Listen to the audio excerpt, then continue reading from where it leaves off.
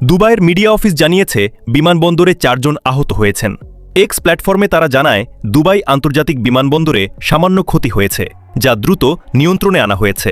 পরে তারা নিশ্চিত করেছে একটি ড্রোনও ধ্বংস করা হয়েছে এবং এর ধ্বংসাবশেষ বুর্জ আল আরব হোটেলের বাইরের অংশে সামান্য আগুনের সৃষ্টি করেছে।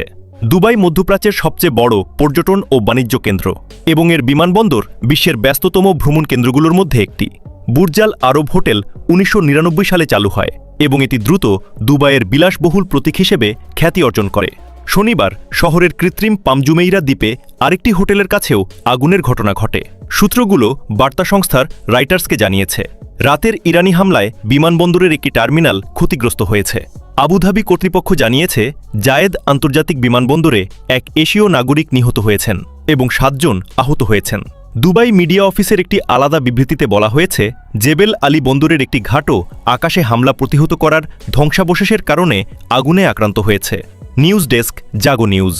ভয় পাস না, এটা কসমিক ডোর। স্বপ্নের আরেক নাম কসমিক ডোরের ওয়াল থিকনেস ও রেড থিকনেস বেশি থাকায় টেকে 50 বছরেরও বেশি কসমিক ডোর। নিশ্চিন্তে 50 বছর।